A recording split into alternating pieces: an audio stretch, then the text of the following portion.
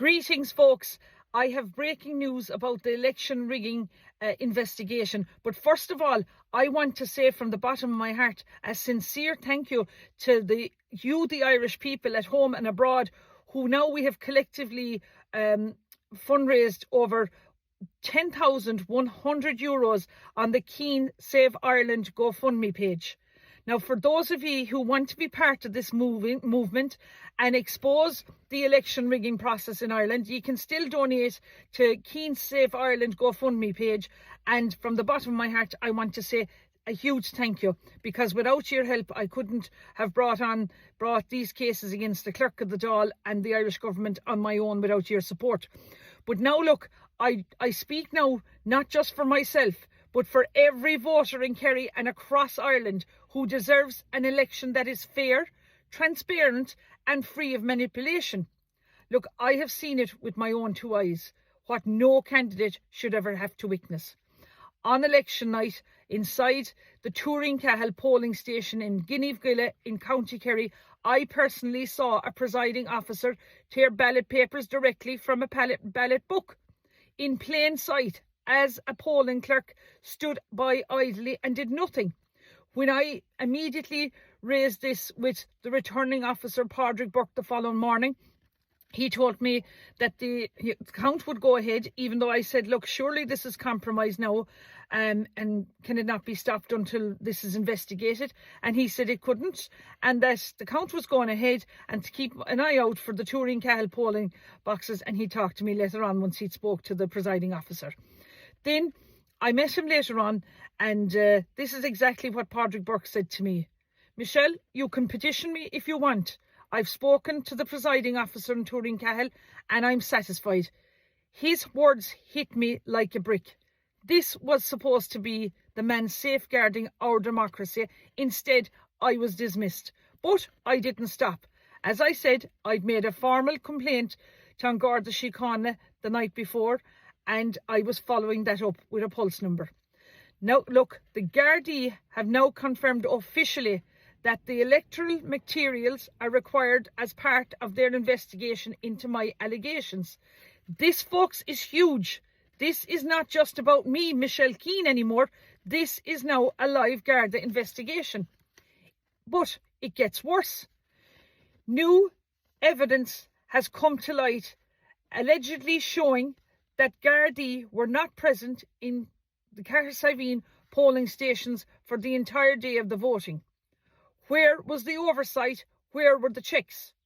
Her Honour Judge Emily Egan ordered that the Clerk of the Dáil 3 weeks ago write to An Garda Síochána to ask whether they required the sealed envelopes and the marked registers for their investigation.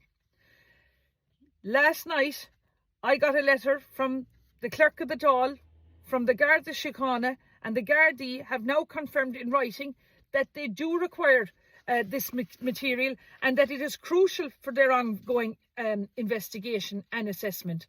And a further letter from An Garda Síochána now confirms that I made a direct statement about electoral irregularities at the Turin-Cahill polling station. Detective Inspector Brady has been appointed as the senior investigation officer now, and the chief superintendent has ordered a file to be sent to the DPP. The Gardaí have clearly stated that if the Clerk of the Dáil holds any further information about the Turin-Cahill polling station, it should be supplied to the Gardaí for urgent examination.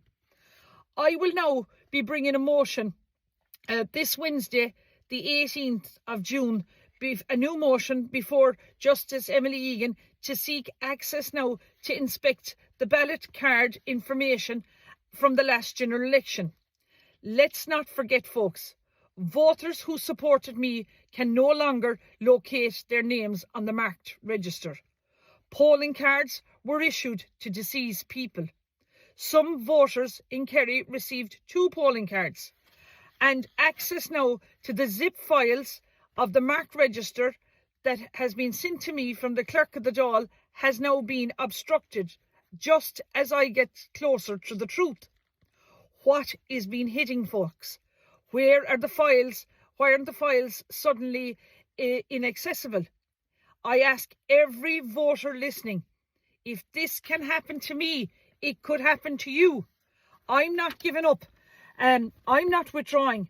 I will be standing in the High Court tomorrow on Wednesday to demand accountability, to seek full access to the ballot card information, and to push for the truth. This is no longer just about one seat. This is about the whole integrity of our democracy. This is about ensuring your vote counts. This is not about fighting for what is right. I will not be silenced, and I will not stop until justice is done. Look, the unthinkable danger now of AI-driven terrorism is not too far away. Today I speak not with fear, but with a deep sense of responsibility and urgency. A new report from the United Nations has issued a chilling warning that should stop all of us in our tracks. AI-driven vehicles, cars, trucks, self-driving systems could soon become deadly weapons in the hands of terrorists. We already know the tragic history. We've seen how cars and vans have been used in terror attacks to mow down innocent people in crowded streets. But now the game is changing. The United Nations Integral Crime and Justice Research Institute and the UN Counter-Terrorism Centre have sounded the alarms. Terrorists may soon be able to seize and remotely control self-driving vehicles, turning them into silent weapons, targeting public spaces without ever being present. No driver, no risk of being caught, just destruction from a distance. Look, folks, it doesn't stop there. The report warns of slaughter boats, swarms of AI-powered micro-drones programmed to hunt their targets using facial recognition, carrying just enough explosives to kill. Imagine that, a world where your face can make you a target, hunted by machines without a human hand behind them. This isn't science fiction anymore. This is a future we are now on the edge of. AI is transforming the world in medicine, transportation, communication, and so much more. But if we don't act now, the very tools meant to heal and connect us could be twisted into the weapons of terror. The UN's message is crystal clear. This is our early warning. This is our chance to act before it's too late. We must demand our leaders from our governments, from our tech industries, global strong protectors, coordinated international action, absolute safeguard to prevent AI from falling into the wrong hands. Because, folks, if we don't, we may one day watch helplessly as a driver's truck hurtles towards a crowd controlled by someone behind a screen. Or as a tiny drone, faster than we can stop, make decisions of life and death on their own. This, folks, is not just a security issue. This is a human issue. This is about protecting our children, our families, our streets, and our futures. The time to act is now, before the unthinkable becomes a reality. I, Michelle Keane, am keen on my country. And let's get justice and change the electoral process from here on in. Gora Míle Maith Agaibh.